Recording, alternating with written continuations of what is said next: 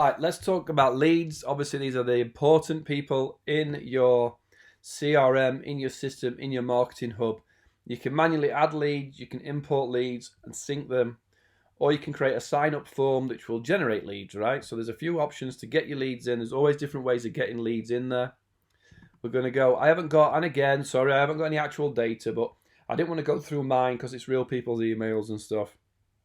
So obviously you've got a list, you can create different lists, put people in different lists of what they signed up for, what they're interested in, and everything related with that. And you can sync it with Zoho campaigns as well.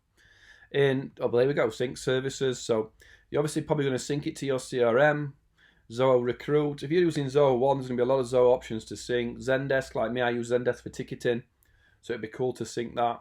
Zoho Books, Office, Eventbrite, if they have events, your PayPal, if you take PayPal payments, Salesforce and Sugar CRM, some other CRMs in your Office, you can obviously sync with your Office contacts.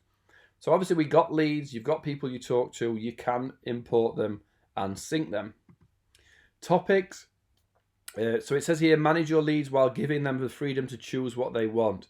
This is interesting and it's needed because you might be sending email newsletters to people that will just unsubscribe if you don't say, hold on, do you want to unsubscribe from, I do security companies, so all security news, CCTV, new CCTV updates, burglar alarm updates, fire alarm updates, whatever your topics are, you can say to someone, you don't have to unsubscribe from everything. We get that you might not be interested in this part of our business, but you may want to stay subscribed to this topic, whatever it might be, right? Rather than just dropping them off, and then when they click that unsubscribe button, you don't want them to just remove everything, but you want them to be able to remove what they're not interested in.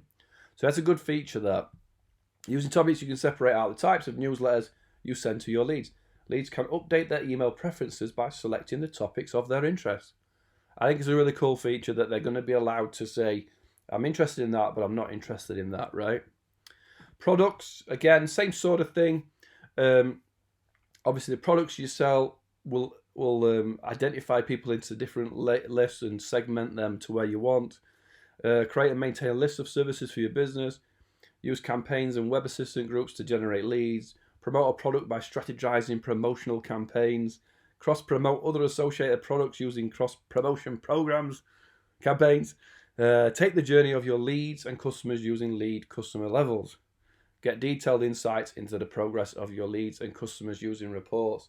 So what they actually buy, and then being able to nurture them around everything as well, is going to be big for your business. And then some obviously reports and everything that come with it. And again, I'm sorry, at this point, I do not have any actual data that I can show you within it. So I know it's not a great introducing, but I think you're getting the point of this introduction video.